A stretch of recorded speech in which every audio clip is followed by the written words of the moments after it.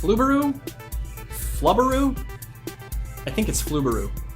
Flubaroo is not the latest medication to treat your high cholesterol. Instead, it's a Google Forms script that automatically grades your Google form. So if you've created a Google form that's an assessment, after your students submit their results, using Flubaroo, you can grade it automatically. Let me show you how it works. Hello, I'm James Thompson, the librarian and tech liaison at Smith Middle School.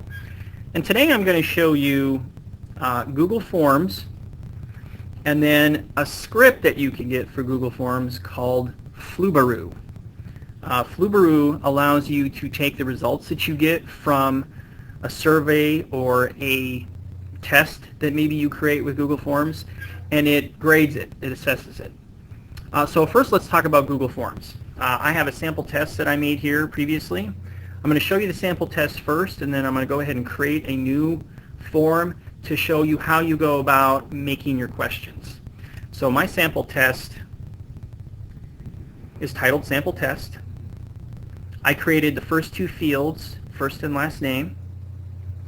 So the users are going to fill in their first name, fill in their last name, and then they get to the questions. And I just have 3 questions. Of course, most assessments will have more than that. My first question is, what sound do cats make? Second is, what is the capital of Texas? And the third is, what is the name of Houston's professional football team? And so all of those are multiple choice, but as I'll show you with Google Forms in just a bit, you can make multiple choice, true and false, fill in the blank, or a paragraph answer. So at the top here you can see that if you click on this button here, View Responses, that takes you to a new screen that shows you who's responded. You've got the timestamp here, the answer that the user provided for the 3 questions, and then what they put in for first and last name.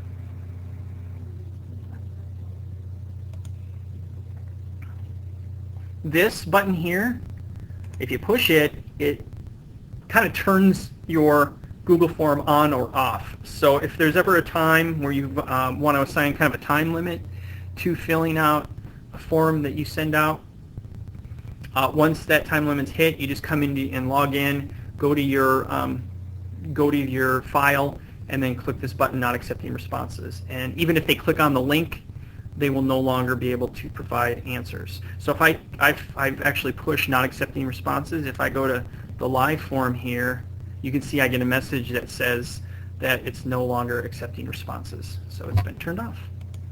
But if I turn it back on and then click on the live form, now it's back up and running again.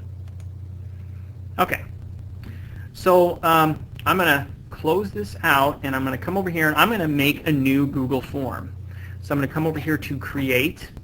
I'm really not going to go over the part of how you make a Google account. I can either do that in another YouTube video. It's a really easy process, but you can see I'm logged in here with my Sci-Fair address right here. And that gives me access to the Google suite of products. And Drive is where I'm located right now. Drive is the location of your files that you've saved, and it's also where you go to create new documents. So I'm going to actually click on the Create button here. In here I can create a document, which is equivalent to Word for Microsoft Office.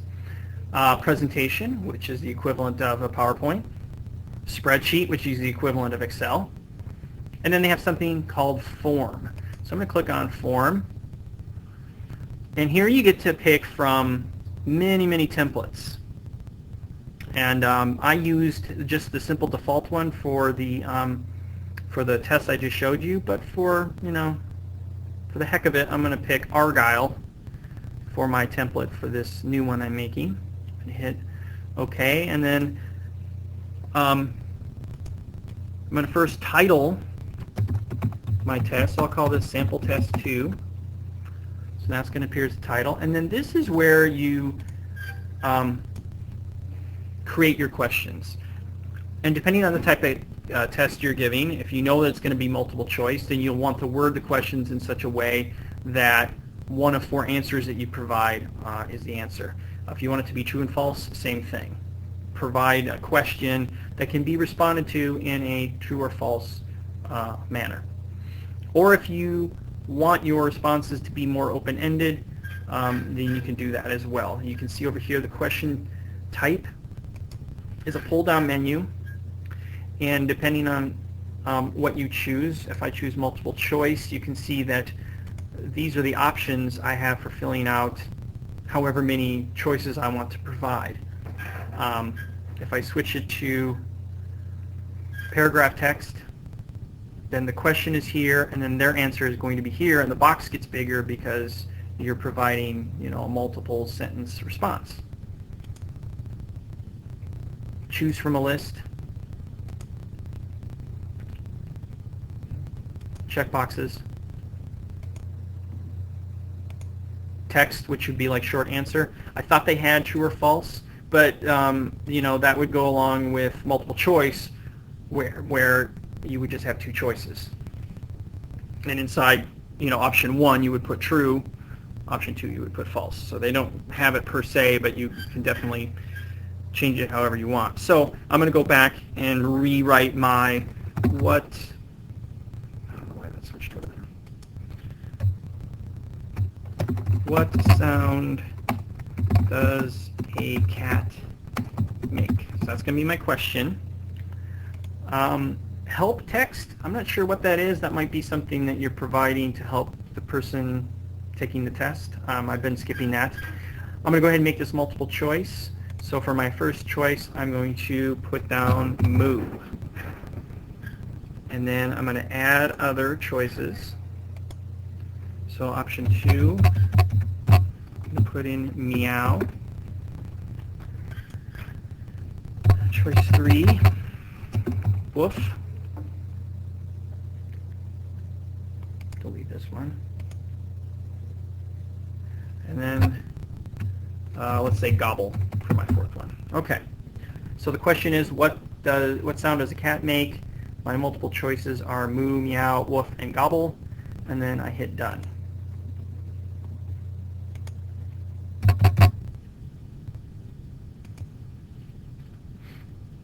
And then to add another test item, you hit add item, and then you get a new question title. And let's make this one a multi-sentence response. So we could ask a question,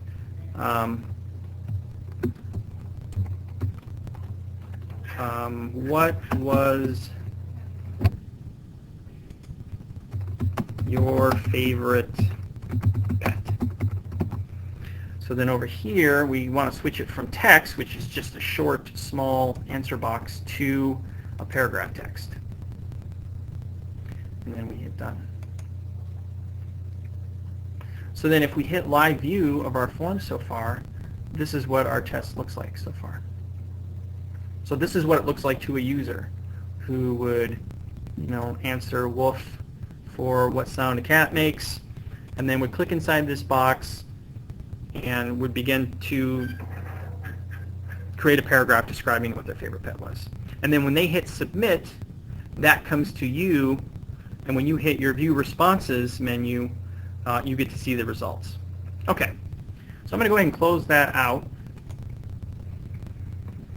And I'm going to close this out. That was just me showing you how to make a Google form, specifically a Google form that can be used as an assessment.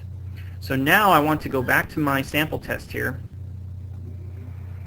And I'm going to, I think there was a way, delete all responses. Yes, I'm going to delete all my responses. I'm going to get those cleared out. So if I click on view responses right now, this should be empty. Oh, it's not. Darn it. Oh, I know what I can do. I'm going to come over here. This. I'm going to delete this and see if that makes a difference. Okay. Now if I click on view responses, it should be blank.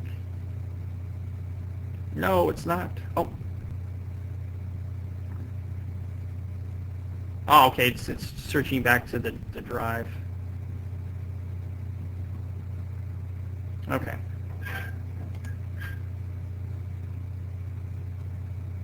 Okay, so here's the sample test. What I'm going to do is go ahead and view the responses. I guess I didn't want to delete them. I wanted to keep them. Yeah, take out of trash. Okay. Yeah, I really do want to keep these. Okay. So these are my responses, and you can see right up here there's this menu option here called Flubaroo. This does not automatically appear. You have to go and install Flubaroo almost the way you install an app or a gadget or an add-on. It's really easy to do. What you're going to do is when you're at the view response location like I am right now, you're going to come over here to insert, and you're going to come all the way down to script. And then it's not easily found by going to these different options. I tried really hard to find it that way and couldn't. Instead, you have to come over here and in the search bar type in Flubaroo, which is really hard because it's such an unusual name. So I'm going to hit search, and there it is. It's right here. It's the second option. You're going to hit install. I'm not, because I've already installed it. And it's going to go ahead and install it. Apparently I'm told it's not going to hit the filter or the firewall because it's not so much its own program as it is an add-on to the Web 2.0 tools that Google features. So you should have no problem. I certainly didn't when I installed it. And when you first run Flubaroo, it's going to come up with a message asking to access a whole host of things, kind of like your tablet or phone does when you install an app. So go ahead and read that closely and make sure that you're comfortable with it accessing everything that it says it's going to. And then once you're at that point, Flubaroo will appear here, and then Flubaroo provides these options right here. And the very first one is to regrade the assignment, or grade the assignment. I imagine, since I've been doing this a couple times, it's saying regrade, but when you do it the first time, it should just say grade. So I'm going to click on this, and you're going to get a series of steps to go through. This will replace your existing grades. Are you sure you want to continue? Yes. So it's going to go to step 1. And step 1 is going to ask you to assign a point value to your questions and then confirm that some of your fields identify students. Now this script is pretty smart because when I first ran it, it knew immediately that first name and last name, those two fields I created, it immediately identified those as related to students. So I didn't even change these two. And then over here, if you click on the menu option, you can change the point value from 1 to 5, or change it to identifying student, or skip that question for grading entirely if you want. And that's the case for all of them. So if I wanted to, I could make each one of these worth 5 points. But I'm not. I'm going to put it back at 1. Okay. So I'm going to hit continue. All that looks good. The next step is going to ask you to identify one of your submissions as the key. So what you'll want to do is when you create your own Google form as an assessment, you'll want to go and take your own test and hopefully provide all the correct answers. And I went ahead and identified that submission as the key. I just put key in the first name, left last name blank. I suppose you could put your own first and last name as well. Just depends on what you want to do. And then I'm going to go ahead and select that as my key because that has the correct answers. So whatever you select, that's going to be what it checks against for all the submissions. And I'm going to hit continue. And now it's grading my assignment, and the form is going to change. You'll get this message here.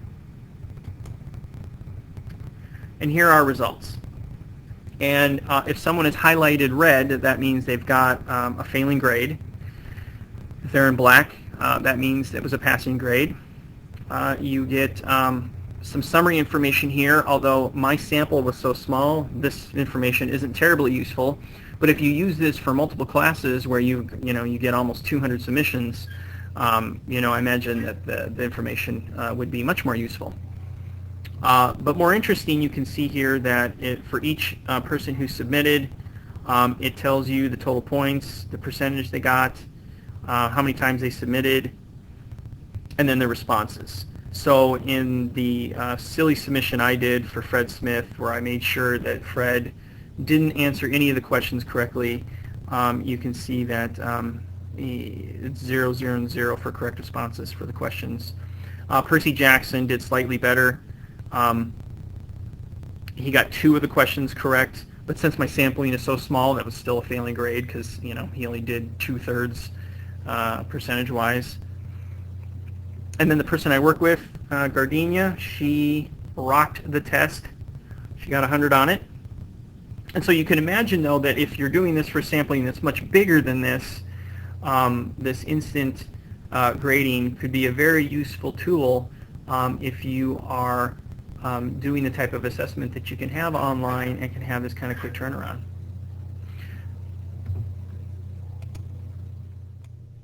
So that's Flubaroo. If you use Google Forms a lot, hopefully that's going to make your life easier. Please like and subscribe the video. Feel free to email me at frank.thompson@cfisd.net. Thanks for watching.